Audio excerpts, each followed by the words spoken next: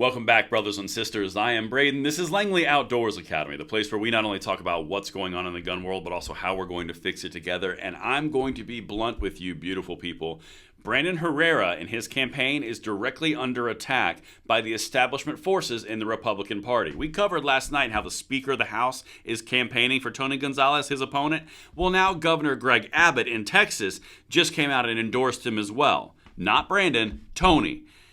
There's a reason. They are terrified because he's going to be a disruptor. He's going to be a pro-2A vote, and he's not going to be pushed around by the establishment BS class that exists in Washington. I'm about to walk you through everything that they are doing. I'm going to show you everything on the table. It will all be linked, and make sure you spread this one out because Brandon needs love right now because they're all lining up against him. And of course, make sure you hit that like button, subscribe to the channel, and turn the notification bell as we go into this. And if you want to see good 2A candidates, not only do that, but also check out Brandon because this is how we fix it. But it's not going to be easy per usual. Now, the content today is brought to us by Ground.News. This is one of my favorite sponsors on this channel because it applies directly to what we're doing. It shows you the bias. It's an app and a website that allows you to track and keep the media honest. Check this out. This is the article we're covering. Abbott endorses Texas congressman who called colleagues scumbags. That's Tony Gonzalez. More on him in a second. It's high factuality and ranked in the center of the spectrum. But if you look up here, the amount of people covering it, the left is mostly reading it. Isn't that interesting? Along with the other sources, which look exactly like this. And this is the power. It shows you the title differences. On the left, Governor Greg Abbott endorses Tony Gonzalez amid him being called a RINO. He is a RINO. The left endorses GOP rep who called Freedom Caucus scumbags and accused Gates of sex with minors. Subtle. And then on leaning right, Governor endorses Tony Gonzalez over Brandon Herrera in House race. As you can see, it shows everything from the titles all the way to the bias distribution. There's a link in the description box below, ground.news/Langley, and thank you to them for making this content possible. All right, beautiful people, listen. I do not like that they are attacking my friend. I'll be completely honest. That's my bias out on the table. Brandon is a pro-2A advocate. He will be such in Congress when he beats this RINO because he is a RINO.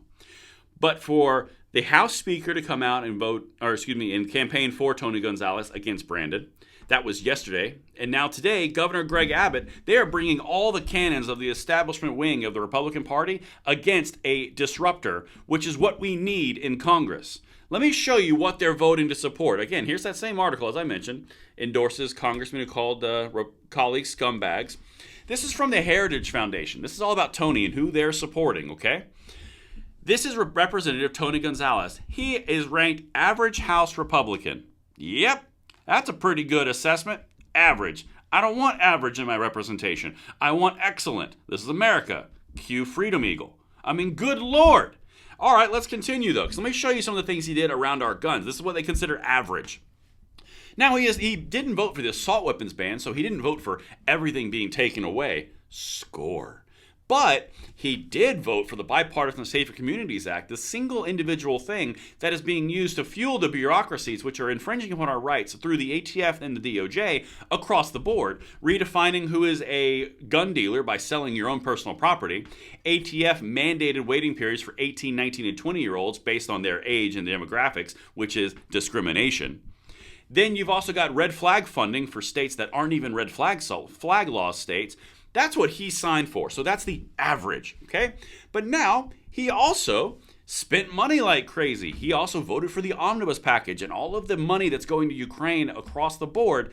He also voted for that. So that's the average Republican that they're trying to keep in Congress from the speaker all the way to the governor of Texas. You want that? Or do you want a pro-2A advocate who is proven, who lives in the industry and who can actually disrupt things?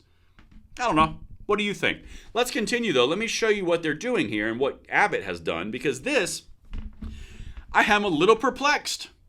Texas Governor Greg Abbott endorsed Representative Tony Gonzalez, Republican of Texas, on Wednesday, defending the congressman as he faces criticism from fellow Republicans after dubbing two far-right members of the caucus scumbags. And this is where it gets really crappy because Brandon is being basically assigned into a value of which the Republican establishment wing does not want more of. So, like, for example, Matt Gaetz. They don't want more of Matt Gaetz because he's a disruptor. They don't want more MTGs. They don't want anybody who's going to buck the system. They want complete unanimity, just like the Democrats have. And Tony Gonzalez is using the tactics of the left.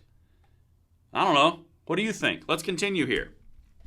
Gonzalez faces a primary runoff election against gun rights advocate and social media influencer Brandon Herrera after neither candidate gained a majority of votes in March primary election. Both Gaetz and Good have backed Herrera in the race. And do you think it's any coincidence that at the exact same time, very frequently afterwards, Johnson says, back it off, don't campaign against each other. Then Gaetz endorses him, Bob Good endorses him, and all of a sudden, here comes Speaker Johnson down to San Antonio to campaign for a Republican against a disruptor, which would bolster the ranks of Gaetz and Marjorie Taylor Greene. It's interesting how that came about. And then, all of a sudden, Greg Abbott throws his weight behind the RINO. You see how it all works? You can't we're freedom first, but we're only freedom if we're in the complete unified control. No, freedom is cute, but only when we control it. Let's keep going. Gonzalez went after Representatives Matt Gaetz and Bob Good. You see how that consistently pops up in a theme?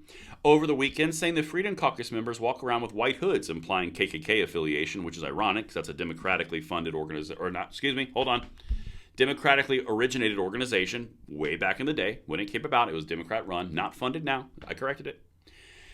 And referencing allegations that Gaetz paid minors to have sex with him at drug parties. Gaetz has denied wrongdoing. Gonzalez also took aim at Good's endorsement of his opponent, who Gonzalez described as neo-Nazi. So this guy's attacking anybody who would go for Brandon Herrera, who is against Tony Gonzalez, who is the average Republican who voted for the Bipartisan Safer Communities Act. And now the speaker and the governor are jumping online because it's team over disruption. Do you see what's happening?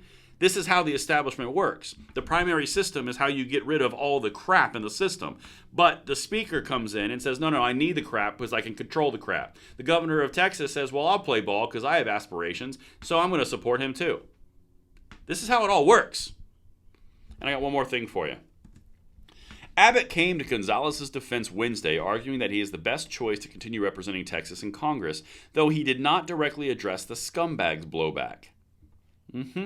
Tony Gonzalez is a fierce champion for bolstering border security measures in Congress, Abbott wrote in a statement. I urge all Texans across Congressional District 23 to join me in supporting Tony Gonzalez for re-election in the May primary runoff. So, I got a question. What exactly has he co-sponsored? What exactly has he voted for? What exactly has he done around the border? Nothing. Just saying. He hasn't done any of those things.